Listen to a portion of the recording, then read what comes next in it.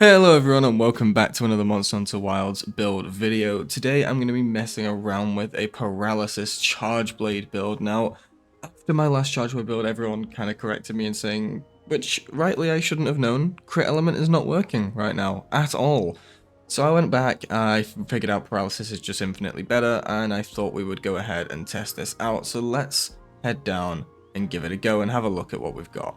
Okay, so to start off the build, we're using a Paralysis Artian Chargeblade. Now, bear in mind these are impact files, so you're going to be getting KOs on them as well if you're hitting your AEDs. This build is not built for SAED, we do not have artillery, we do not have focus.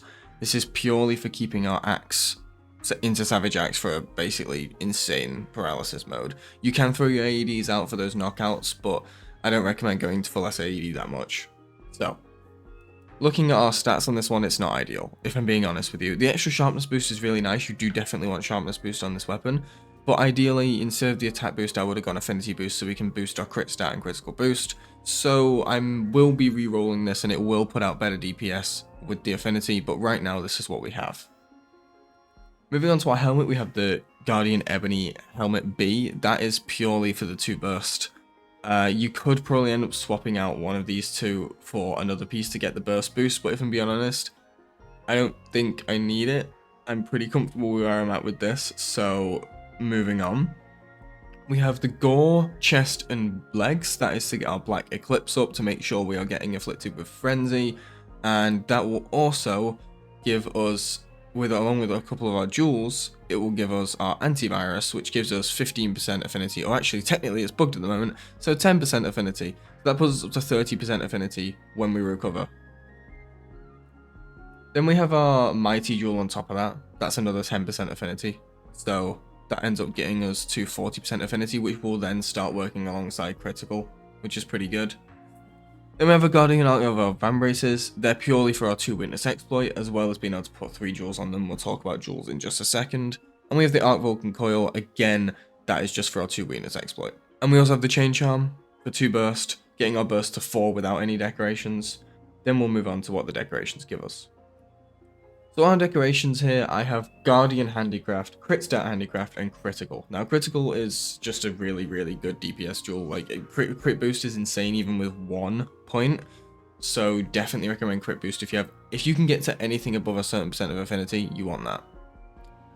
Then we have Crit Stat purely because we want to be paralyzing as much as we can, and along with having Max Weakness Exploit, Antivirus, and a little bit of Maximum Might, we're going to be hitting those crits. Then we have Guardian Handicraft with the Offensive Guard boost. It's an extra 25 attack. I don't know why no one would take that. It's insane. Then on the chest, we have a Tenderizer Jewel. That's to max out our Weakness Exploit. And an Enduring Jewel, as well as an Enduring Jewel down here. That gives us 2 Item Extender or Item Prolonger. That is going to be useful for every single kind of buff you're going to use. And it should last the entire fight. And to go along with that, we have a Flash Jewel, which increases the effectiveness of flashes and every other item. Meaning, in general, we're going to get quite an improvement on our item buffs, which is going to be really useful for DPS. Then we have 2 protection jewels for a bit of Divine Blessing. I just think Divine Blessing is just really useful even with just 2 points, so I highly recommend getting that in there. And we have a chain jewel to max out our burst, so that we have max burst, max weakness exploit, and there are the skills. We have max crit status, max offensive guard, max crit boost, max weakness exploit, max burst, 2 handicraft, max antivirus, 2 evade window in case we need to hop, 2 divine blessing, 1 max might, and 2 item prolonger. And we also have a self-improvement jewel in there, because the longer the fight goes on, the stronger you get, and to be honest, it's just a really nice decoration for a 1 slot, so we're going to keep that in there. Anyway, I am using the Corrupted Mantle, but honestly, I kind of recommend, again, using Rocksteady for this build. You could even try and go with a weird build with Resentment and Rocksteady, because those two seem to pair really well together, but I'm not going to mess with that just yet. I'm still working on a Resentment build for quite a few weapons, so I'll keep you updated on that once I get it. But yeah, let's go test this build out. Alright, let's head to the monster and give this build a test. Now, 2 things I want to address. First of all, the Lalabrina Chargeblade on my back is from a mod that replaces the Artium weapon, if anyone was wondering, so yes, this is still the Artium weapon. Second thing I want to address is, my god guys, thank you so much for the support. It's been amazing since I've joined this community to just get the kind of support I'm getting. The channel's never been doing better, and it's all thanks to you guys. And I just want to say, if you guys do want to interact, do some more hunts together, do some stuff on stream, then definitely hop into the Discord. I would love to have you guys over there so we can do some hunts. Alright, let's get to hunting this thing. So, I missed my first attack. That's good. I'm going to let him roar because I should have been able to guard that, but I was facing the wrong way. So we're just going to charge our sword up. Get that fully charged. Guard where we can. Get our offensive guard up. Unfortunately, I'm just not landing that guard just yet. That's okay. We're gonna not get hit by that. Put all my files into my shield. Still get hit by the Rompolo somehow. This has been terrible gameplay for you. There we go.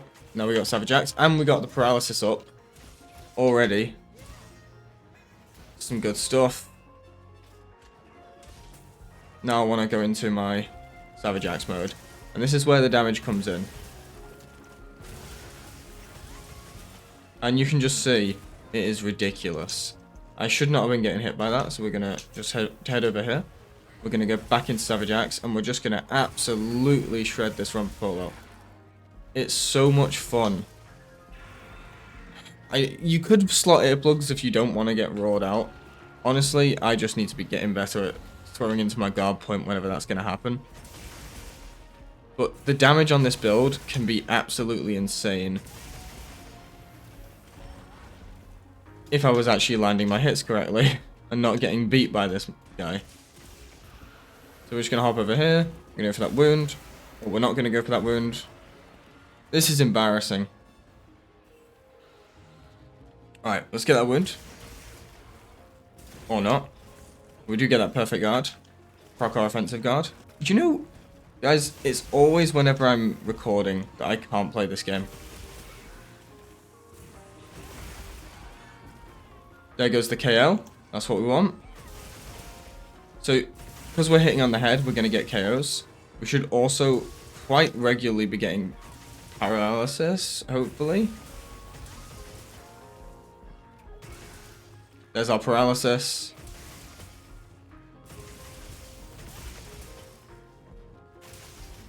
And we're going to go for our elemental discharge into our SAED for fun, which will actually do some good damage. And then we can knock the monster down again.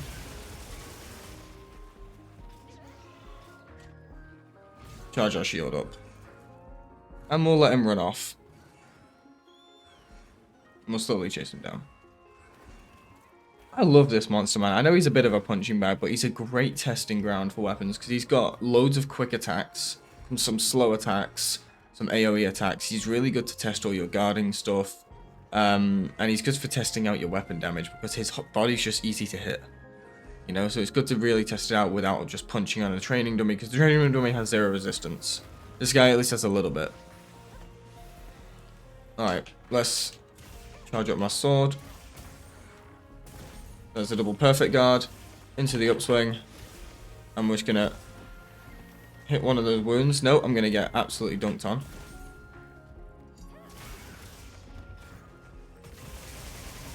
Now remember, you can go from perfect guard into SAED as well. Bear that in mind. So if you do want to get a nice SAED out, you can do that. We're just gonna back up. I actually want to kind of show this off a little bit. See if we can get another KO. Ah, never mind. We killed him with the shield elemental backlash thing. That's so funny.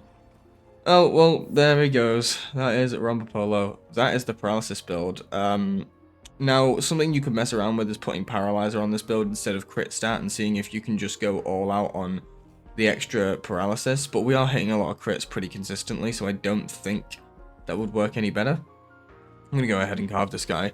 And I'm just going to say thank you again for all the support and thank you for watching. If you liked the video, don't forget to like, comment, subscribe, ring that bell, all that good stuff. Let me know the build you're running. And if you can improve this build, please do let me know. I do find it to be a very effective build, so I would like to see your opinions. Anyway, thanks so much for watching. See you guys later in a bit.